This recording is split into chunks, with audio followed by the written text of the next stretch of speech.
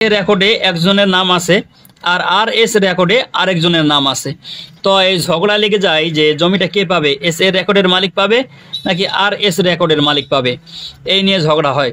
তো আমরা এই বিষয়ে আলোচনা করব। তার আগে একটু অনুরোধ করে রাখি, শেয়ার করে রাখবেন, কারণ এটা যেহেতু দরকারি ভিডিও, শেয়ার করে রাখলে আপনার যখন প্রয়োজন হবে তখন আবার আপনি সেই জিনিসটাকে দেখতে পারবেন। আর শেয়ার করে না রাখলে কোটি কোটি ভিডিওর ভিড়ে এটি হারিয়ে যাবে, তখন এটাকে খুঁজেও আর পাবেন না। সেজন্য আমি বলবো যে শেয়ার করে দিবেন আর একটা লাইক বা কমেন্ট করে রাখবেন।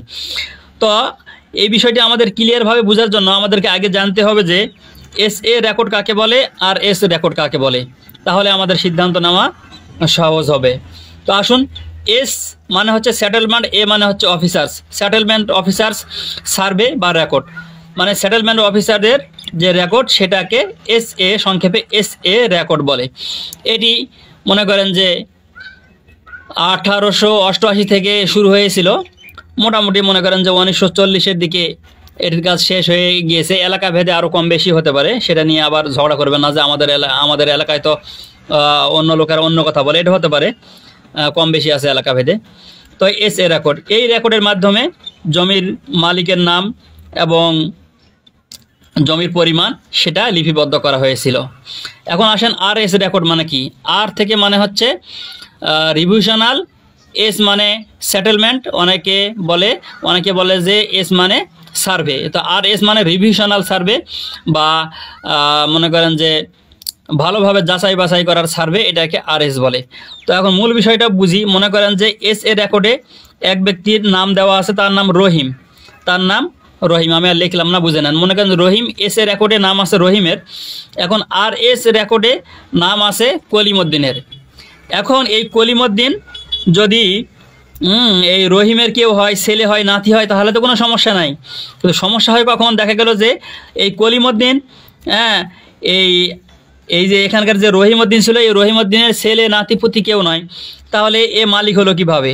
তো মালিক হতে পারে এইভাবে যে এই এস এ রেকর্ডের মালিক সে জমি বিক্রি করে দিয়েছে কলিমউদ্দিনের কাছে বা কলিমউদ্দিনের বাপ দাদার কাছে, যার কারণে এর নামে রেকর্ড হয়ে গেছে। যদি এভাবে হয় তাহলে তো কোনো সন্দেহই থাকে না। কিন্তু ঝগড়া বা ফ্যাসাদটা কখন?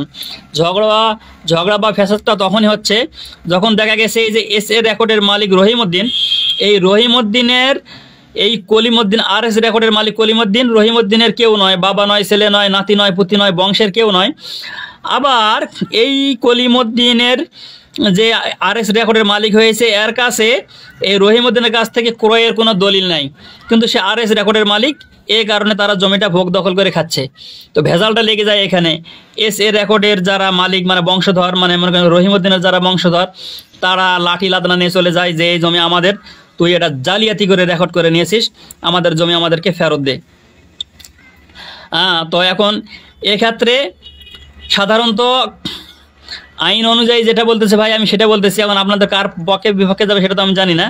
সাধারণত এটা যেহেতু রিভিউশনাল, এস এ রেকর্ডের মাধ্যমে যে ভুল ত্রুটি হয়েছে বা এস এ রেকর্ডের পরে যে মালিকানা পরিবর্তন হয়েছে, এস এ রেকর্ডের পরে যে জমির স্থান পরিবর্তন হয়ে গেছে, মনে করেন যে একটা বড় দাগ ছিল, ওই দাগটাকে ভেঙে 2টা দাগ করা হয়েছে। এক দাগে জমি ছিল 3 বিঘা, ওই 3 বিঘা ভেঙে 1.5 বিঘা করা হয়েছে।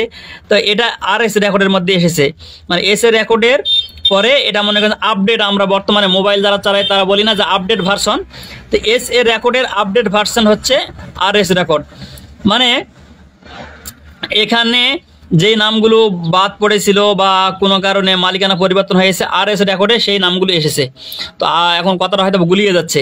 এবং অনেকে বলতে পারে যে এই তো কিনে নি জমি, আর এস রেকর্ডের মালিক কলিমউদ্দিন রহিমউদ্দিনের কাছে বা রহিমউদ্দিনের বংশের কারো কাছে কিনে নিতে সে মালিক হলো কিভাবে?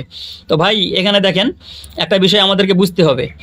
বিষয়টা হচ্ছে যে আর এস রেকর্ড যখন হচ্ছিল তখন অনেক সময় এরকম হয়ে গেছে যে এস এ রেকর্ডের মালিকের কাছ থেকে আর এস রেকর্ডের মালিকেরা জমি কিনে নিয়েছে, কিন্তু জমিটা মনে করেন যে সাব রেজিস্টার অফিসে গিয়ে এখনও লেখাপড়া হয়নি। ইতিমধ্যে যখন রেকর্ড এসেছে, সার্ভে এসেছে, জরিপ এসেছে, তো তাদেরকে কেউ পরামর্শ দিয়েছে যে কত টাকা খরচ করে তোমার ওই রেজিস্ট্রি করার কি দরকার, এই রেকর্ড করে নাও, তাহলেই তো তোমার জমি হয়ে যাবে। তো তারপরে রেকর্ড হয়েছে। অনেক সময় দেখা গেছে যে যারা এই যে মনে করেন সেটেলমেন্ট অফিসার যারা ছিল তারা জিজ্ঞাসা করছে রহিমউদ্দিনকে বা রহিমউদ্দিনের বংশকে যে আপনি কি তার কাছে জমি বিক্রি করছেন, সে বলছে হ্যাঁ বিক্রি করছি, তখন তার নামে রেকর্ড করে দিয়েছে। সেই জন্য অনেক সময় এই আরএস রেকর্ডের মালিকদের কাছ থেকে কাছে ক্রয়ের দলিল থাকে না। এখন এই যে কিপটা মানুষের সব সময় বিপদ, তার নিজের বিপদ না হলেও তার সন্তানদের বিপদ। এখন এই যে আরএস রেকর্ডের যে মালিক, সেই যে জমিটা ক্রয় দলিল না করে মানে টাকা কিছু বাঁচানোর জন্য মানে সাব রেজিস্টার রেজিস্ট্রি না করে সরাসরি এই মালিকের কাছ থেকে রেকর্ড নিয়ে নিয়েছে। এই কারণে এই মনে করেন আরএস রেকর্ডের মালিকেরা তার সন্তানরা বিপদে পড়তে চলেছে। কি বিপদ? এখন এস এ রেকর্ডের যারা বংশধর তারা যদি মামলা করে দেয় কোর্টে যে আমার বাবা দাদা নানা কেউ তার কাছে জমি বিক্রি করেনি, সে এটা সেটেলমেন্ট অফিসারকে ঘুষ দিয়ে করে নিয়েছিল, তাহলে আর এস রেকর্ডের মালিকেরা কঠিন একটা বিপদে পড়ে যাবে। এমনও হতে পারে যে জজ সাহেব এই জমি আবার আর এস রেকর্ডের বংশধরদের কাছে ফেরত দিয়েও দিতে পারে। বিষয়টা ভাই কোর্টের বিষয়। বিষয়টা কার বিষয়? কোর্টের বিষয়। এই এস এ রেকর্ডের যারা বংশধর আছেন তারা এই আর এস রেকর্ডের ক্রয়ের দলিল নাই, এই জন্য লাঠি নাদনা নিয়ে যায় এদেরকে পিটাইয়া জমি থেকে হটাইয়া দিবেন না। আপনার যদি মনে হয় যে জমি আপনি নেবেন তাহলে আপনি আদালতে মামলা করেন। আদালতে মামলা করে তাকে বলেন যে ইওর অনার তারা জমি আমাদের কাছে কেনেনি। আদালত তাদেরকে দলিল দেখাইতে বলবে, প্রমাণ দেখাইতে বলবে। তারা যদি দেখাইতে পারে তো তারাই মালিক থাকবে, মানে আরএস রেকর্ড মালিক থাকবে। আর দেখাইতে যদি না পারে জজ সাহেব যদি ভালো মনে করেন আপনাদেরকে দিয়ে দিতে পারে, আবার নাও দিতে পারে। মানে জজের মানে আদালতের বিষয়টা আমিও জানি না, আমার বাপাও জানে না, আপনারাও জানেন না, এটা কেউ জানে না। তাহলে ঘটনা কি দাঁড়ালো যে এস এ রেকর্ডের পরে আরএস রেকর্ড হয়েছে। সুতরাং আরএস রেকর্ডে যাদের নাম আছে তারাই মূলত জমির মালিক যতক্ষণ পর্যন্ত আরএস রেকর্ডের বিরুদ্ধে কোনো মামলার রায় না হচ্ছে। যতক্ষণ পর্যন্ত এই আরএস রেকর্ড আলার বিরুদ্ধে মামলার রায় না হচ্ছে ততক্ষণ পর্যন্ত তারাই মালিক থাকবে আইনত। এখন আপনারা যদি লাঠি নাদনা নিয়ে তাদেরকে হটাই দিতে পারেন এটা আপনাদের গায়ের জোর। আর এই যারা আরএস রেকর্ড আছেন তারা আবার আমাকে কল দিয়ে বলিয়েন না যে ভাই এই ঘটনা আপনার সঙ্গে আমার কথা মিলে যায়, তো তারা আমাকে জমি দিচ্ছে না, কেন দিচ্ছে না? কেন দিচ্ছে না ভাই এটা আমি জানি না, তার গায়ের জোরে তার শক্তির জোরে সে দিচ্ছে না, বা অন্য কোনো তার দলিল থাকতেও পারে।